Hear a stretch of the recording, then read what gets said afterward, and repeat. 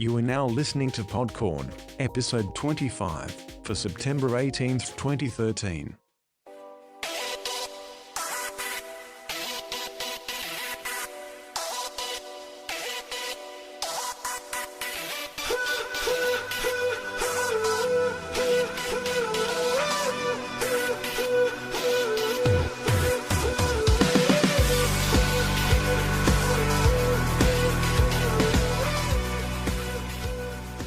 Take it away, Brandon.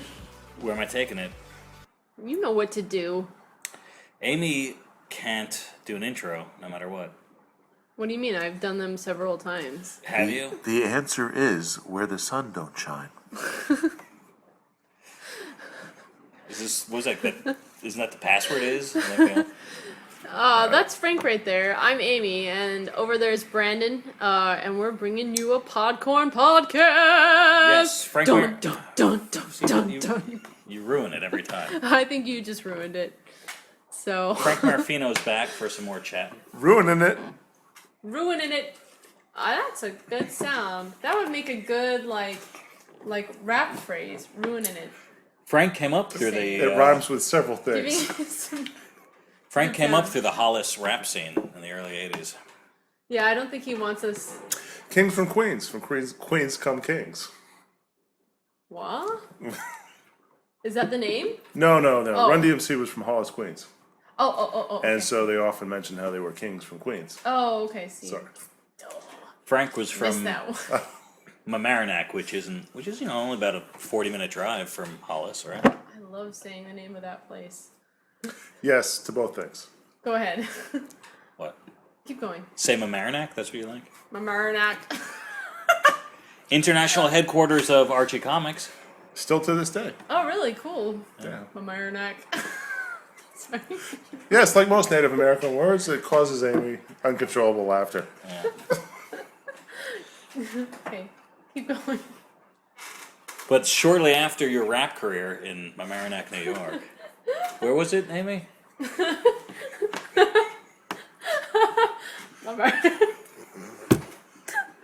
Mamaroneck.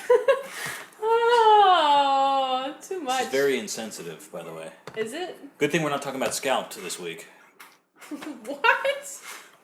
That was a Native American reference. Yeah, I know. You just made it totally inappropriate. I was just talking about a name. You know. Tokyopop. Yeah, that's right. So we're going to talk about Tokyopop. All the and three of our us days. had our first professional work. Our days at Tokyopop. Those were the days. Do you remember your days at Tokyopop, Frank? Yes. Yeah. I remember arriving at the office in Los Angeles and saying, let's go out to lunch, and people said, we don't have time for that. Yeah. We usually eat lunch at our desks. That's what I remember most. Nobody had an office there. It was a big, workroom, it felt like. There were a couple offices, but there were just this big area of people just hunkering down at their desks. You know? It was all no open, cubicles even. Yeah, exactly. Hard to get on the phone there because Yeah. you had so much background noise going on. Yeah. But that's not Brandon- what we're talking about. We're talking about the good times at Tokyopop. We're talking about both, the good, the bad, and the, All right, now that we got the office out of the way, Brandon worked at the office. We were freelancers, Frank and I. We were talent freelancers. So to speak. Brendan, why don't you give us some backstory about Tokyopop and your arrival there? I don't even know. It was, Tokyopop had obviously was a company in, I don't even know what year it would have been when we were doing it, 2006 or 7? When was Fool's Gold? Well, Fool's Gold, you were gone by Just 2006. need a year. All right, so there you go. So 2005, I suppose it is. Yeah. Tokyopop was in Los Angeles. Mm-hmm. They were making a name for themselves by having very good sales in the bookstore market for manga translated, Japanese comics that they both did right to left, so it was, kind of the reverse printing, and also collected edition, small, like at a good price point. $9.99 was their price point for everything. Mm-hmm. So they were making a lot of money publishing licensed material, and there's only so much they could do with that. They had aspirations of being a bigger media company, So they said, well, we can print Fruits Basket and have the #1 book, and that's great, except we don't own that property. So if someone calls us up and wants to either make a Fruits Basket movie or just a Fruits Basket lunchbox, not to be too clever, they couldn't do it. So they said, we should, with all this market penetration that we have, create some of our own content. And we'll do it with American creators in the manga style. Yes. That led to Rising Stars of Manga, which is how Amy came in, and I was an editor on that, which was a contest that there were, I think, 6 volumes and an international one, or 7, something like that. Yeah. I worked on, a little bit on 2, and then 3, 4, and 5. I was in 4. Yeah. And then also just, approaching people for pitches, which is how Frank came in, right, Frank? Yes. And I actually did a book for them also as a freelancer, so. Yeah. We all did original manga. What was it, Brandon's was Private School, Yeah. Frank's was The Dark Goodbye, and mine was Fool's Gold. Yeah, for a long time, it was called, I think it was officially OEM, Original English Manga, or something like that. But for a long time, it was OGM. And it was even branded that way. Yeah. And it all came from a mistake of Mark Panicia, the editor, giving a presentation where he was just saying original manga. But I think he got, confused with original gangster. So he just put OGM, on the board. Yeah. And I think Stu Levy, the publisher of the company, kind of liked the idea of OG, original gangster, in it. So it was OGM was original manga. And then... But it didn't make sense, so people thought it was maybe original graphic manga, but it didn't. So it was just the OGM program, within the office. Yeah. But nobody. I didn't realize it was just a mistake from on a dry erase board when Mark Panicia was giving a presentation. That is a wonderful microcosm. Yeah, that's Tokyopop. No, I mean, it's so weird to hear that. I didn't realize that they had come up with that OGM thing because And I think from the ultimately outside, people, there were I was on the forums a lot back then, which everybody was who wanted to get in on this. Pseudome forums. And all people would argue about is how to define what it is we're doing. Right, OGM. Over and over again, and you guys were making it really difficult for people, and I was just like, shut up and draw already. But yeah, I mean, seriously, there's a lot of argument. And then eventually what we all came to conclude was we're drawing comics. Because that was just. Well, you couldn't use the word comics because manga is what sold, and comics were yesterday's news. Yeah. What? OEL manga was another one. Well, it became OEL. That's right. Not OEM. OEL it later became. Yeah. But it was Original OGM English for a long language time. manga. Right. Yeah. So that was it. I just drew. I decided I'd let people talk about it because there were a lot of people Shut up who and play your guitar. were really, as, There were Frank a Zappa lot would of say. people who were really offended, who were really into Japan. Yeah. And well, they that was were like, no, if it's not from Japan, it's not manga. Well, I won't even read manhwa, Yeah, so there's Mark Panicia there who had history working for Malibu and Marvel and is now working for Marvel again. And I was just an intern, but I kind of knew what I was going. And there were a couple of other people there with comics experience, but most of them who were working for Tokyopop only had experience in book and magazine trade, so they had no idea how to make comics. Mm-hmm. So it kind of all fell to Mark in a lot of ways. And then, like I said, I was at first just the stupid intern, you know what I mean? Except that you had owned a comic book shop. Well, for I mean, I was several but I mean, years. everyone listening to this podcast knows as much as I did going into that job. Except the difference was I was in charge of submissions. Except that most people didn't even know that much. They didn't even read comics. Well, that's They what I'm were saying. Nobody else did, right? Girl exactly. magazine editors. Well, exactly. And I remember senior editors, and I'm the intern, teaching senior editors the difference between pencils and inks. Yeah. And they're like, well, how could you ever possibly tell what's pencils and what's inks? Yeah. And they were so, Frank's just laughing, and they were so befuddled that it could never happen. And then some people had some experience. And the people who didn't, it's almost like not their fault. I mean, it just wasn't their world. Yeah, so. yeah. It's just... So while I was still there, it was mostly the core. They brought in Lillian Diaz-Prisbal later. Yeah. Me, Rob Valois. Who was my editor. Yeah, Rob Valois. Lillian kind of moved on to doing other stuff. But while I was there with Rob and Mark, and then Mark left and me and Rob and, kind of stuff like that, were to kind of put the program together as far as creatively. Nail clippers.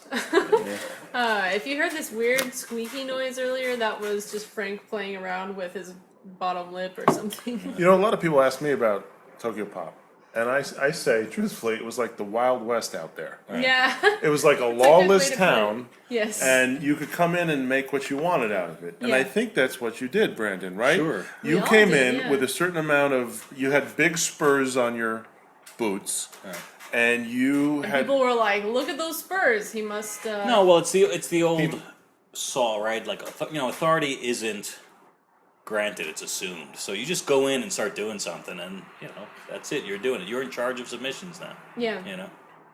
And I Pretty think awesome. some of the other editors, many who you haven't named, All right. a lot of them had enthusiasm. Oh, yeah. And there was an esprit de corps there amongst them, Yeah, right? The entire editorial pool got along really well, and it was of all people, it was the temp receptionist at the front desk. Goes, oh, everyone here gets along. It's crazy. You go into offices. I've been in all these offices, and everyone hates each other. It's amazing Yeah. that everybody liked each other. Yeah. Yeah. It was very separated in tasks, though. Like, most of the people worked just on the translations, and then there was a different group that did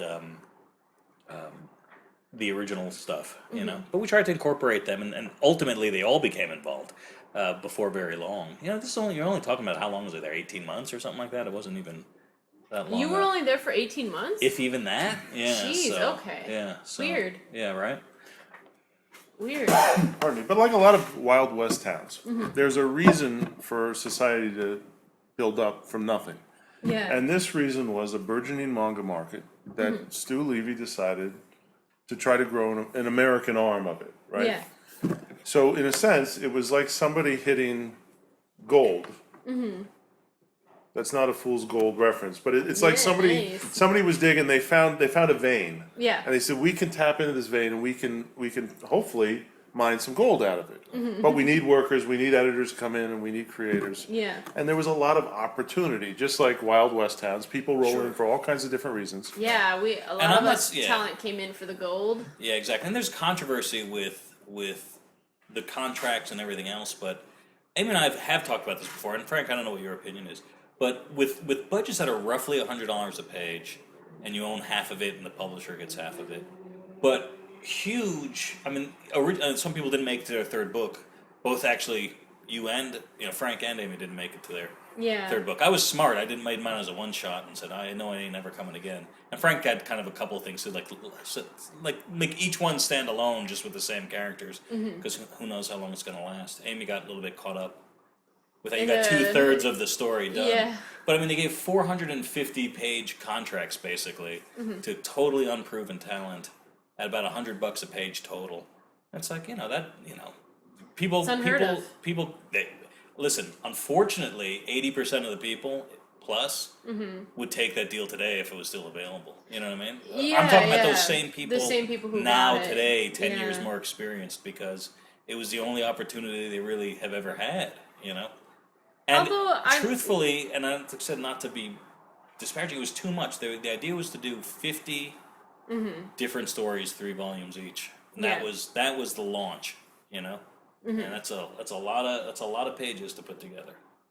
Yeah, no, I remember, and I just want to talk a little bit about, my favorite memory of Tokyopop in those days was just that there was so much community. I mean, for you had community in the office, but, there was a couple forums that people would post on, and it's where we all gathered to get our information, and I really miss that. I had, all these friends online, and we would help each other, and even to this day, that's kind of my big advice to people who want to get into the industry is make friends, like-minded, peers, and communicate with them, because I remember, one of them would get information and they'd spread it to the rest of us. So that whole thing about 50 titles, we didn't know that. A few people would get deals and we would just be like, I'm telling you, we would, ache for that deal. We'd be like, how do I get that? Ah! We just wanted it so bad.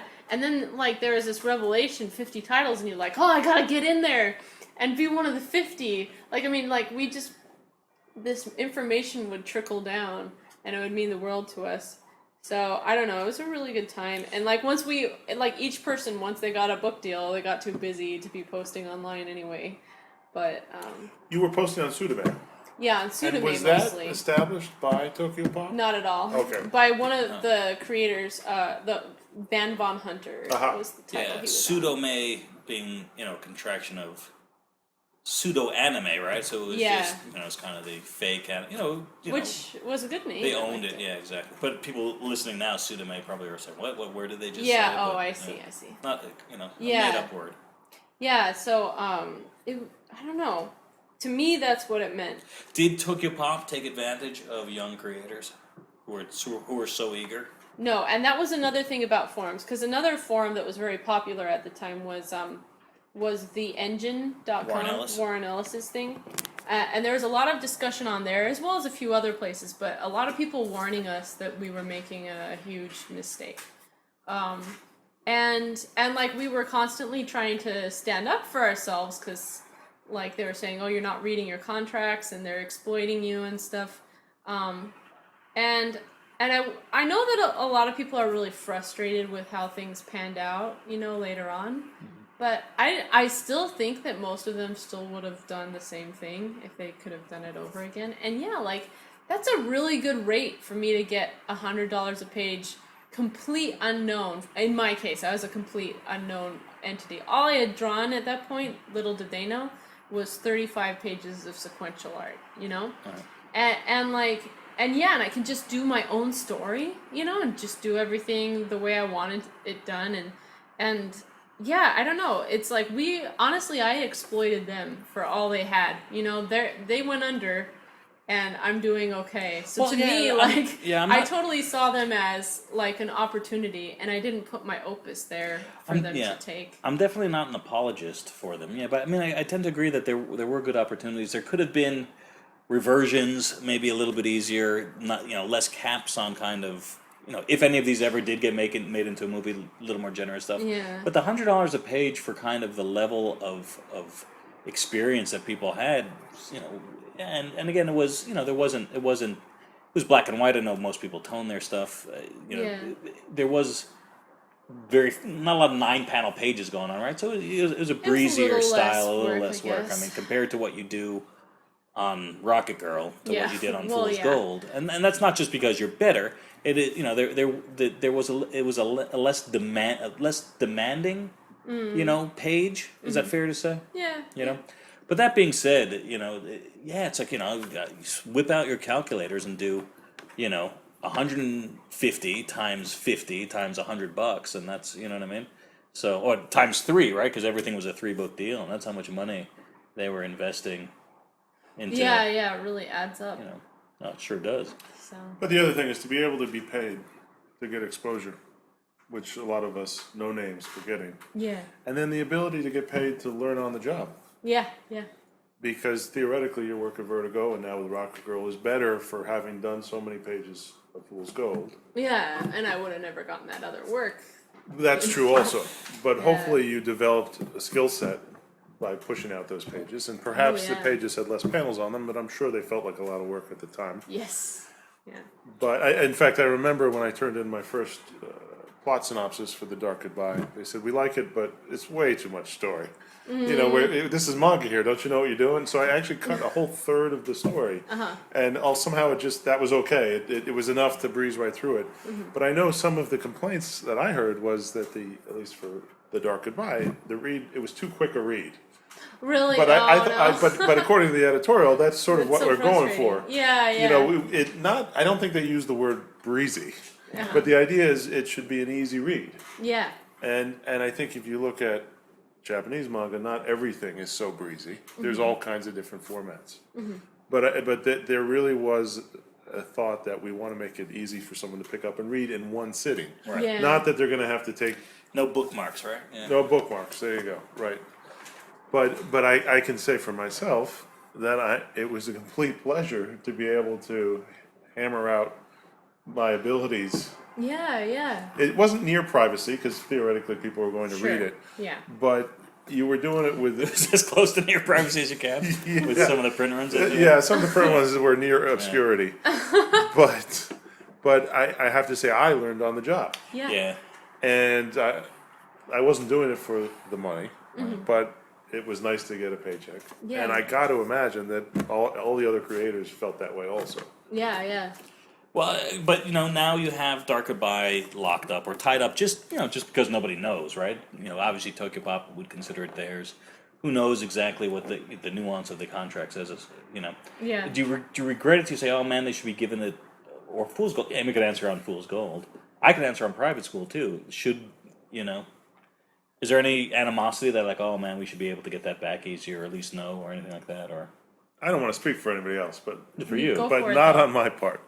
I like any other creator, I feel like I poured myself into the book, and I would like very much to continue or at least finish the story that I had in mind. Right. But to ignore the fact that it led to possibilities beyond it, and also, like I said, that it developed my abilities to wherever they are. It allowed me to on the job to work out a skill set. Yeah. Was much more valuable than retaining this thing forever. Yeah. And I'd like to.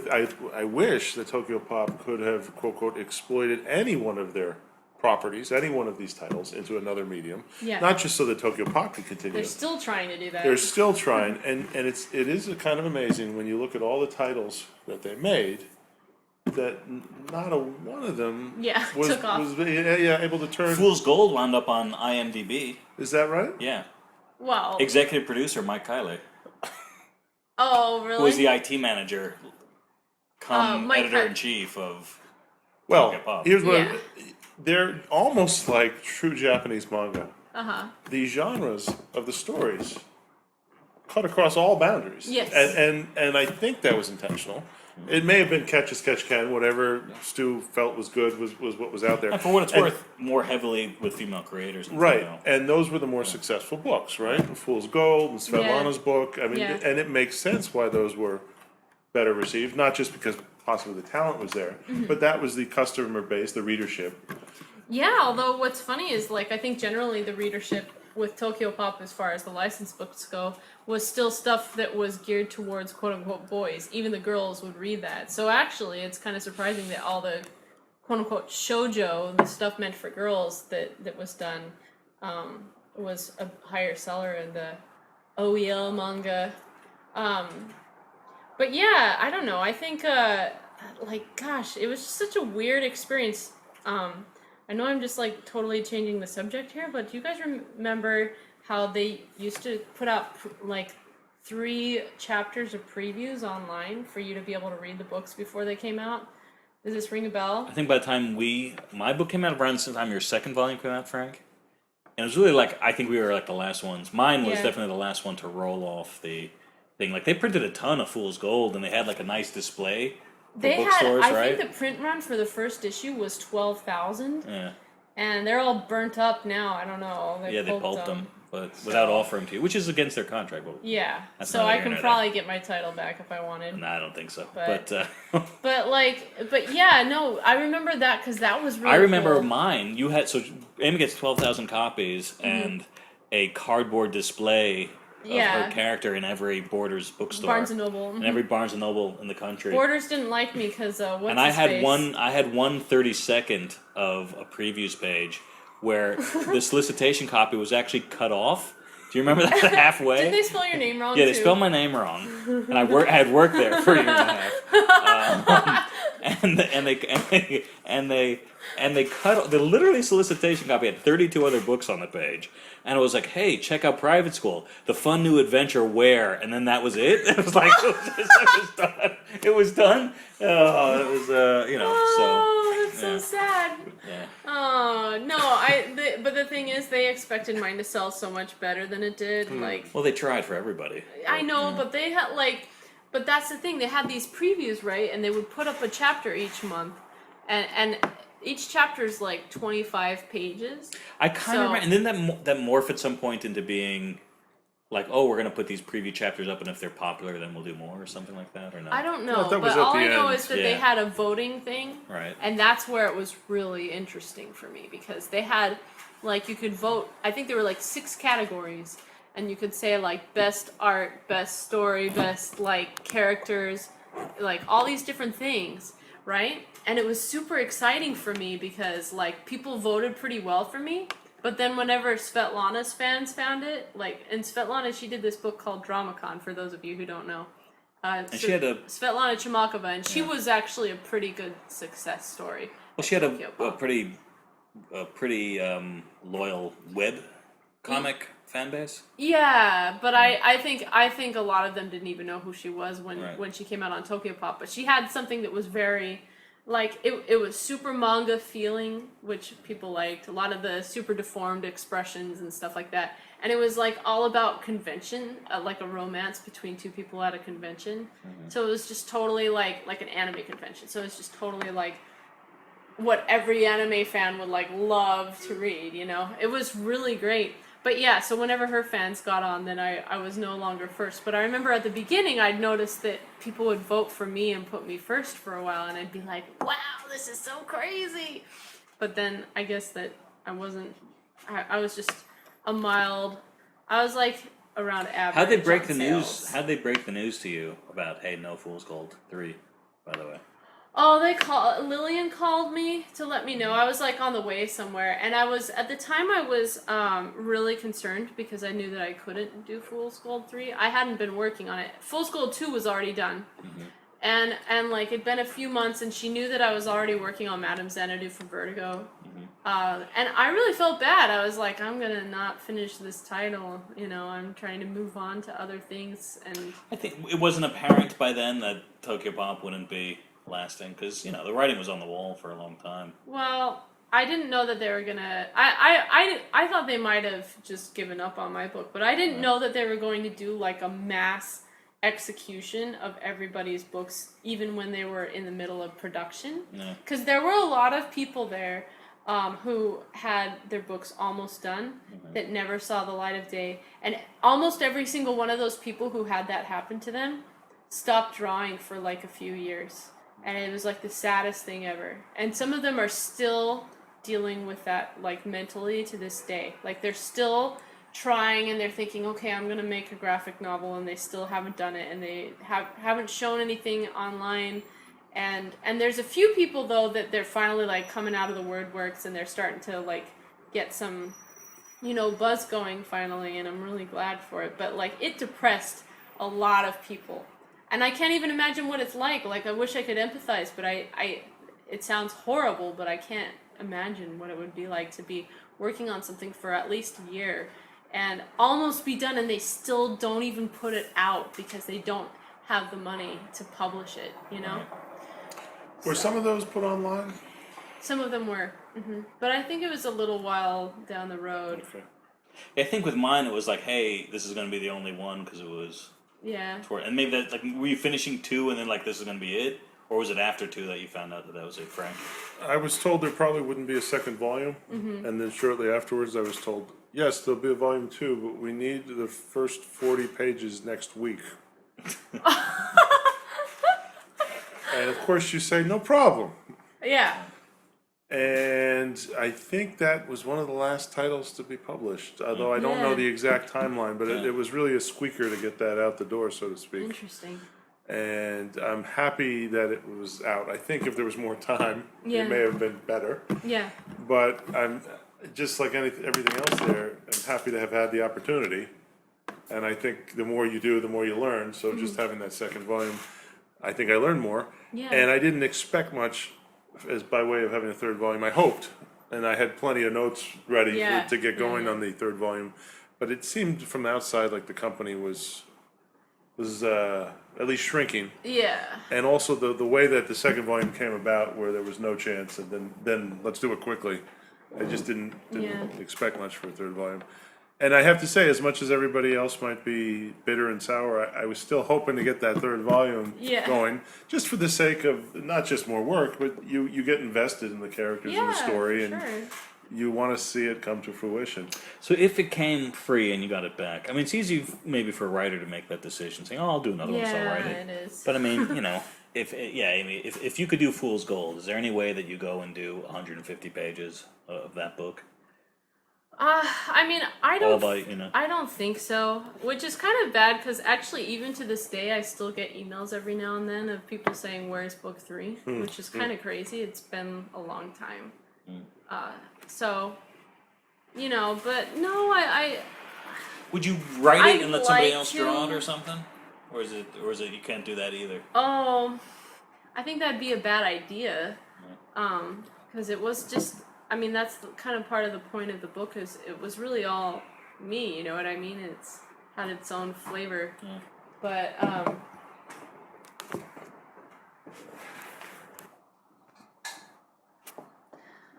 yeah, so I don't know. I think I'd probably not do it. But part of me wants to. Like, part of me would love to return to it now that my style has kind of, like, morphed a little bit. I'd love to, like, redo the characters and stuff. I just don't think that I want to badly enough. Like, I keep thinking that I'm worried about what'll happen to my career in that time, whereas I could be working on new projects. And also, I opened up a lot of, like, problems going into it that, like, I would need to resolve in the story. A lot of stuff that I would have to wrap up. And I'd rather, it's been so many years, I'd rather start from scratch and do it right, and really plot these things out well, because it was a real, like, I felt like I was good at doing various scenes and telling the scenes, but as far as the overall plot goes, I was struggling a little bit on, figuring out how to put that together. Well, you were learning as you went. Yeah.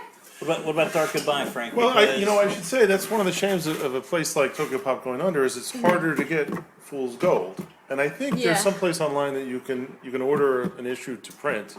Now, There was but- print on demand for a Print on while. demand. I don't know if if Fool's Gold was even on Is that. that right? I don't know all Yeah. the details, but I should say that if you're an Amyreeder fan, you should check out Fool's Gold, and you should Yeah, try I to think you get can your still hands buy on. it on, like, eBay or something. They're out there, and I Yeah. would certainly like people to check out The Dark Goodbye, not because I Yes. just believe in it, but also it's interesting to see. Drew Roush is a great artist, and you should check out his art, Yeah. especially to see the development of his art as he continues to do work now. But something like DramaCon or other things, there's a lot of valuable books, good reads from Tokyopop, and different people have different tastes.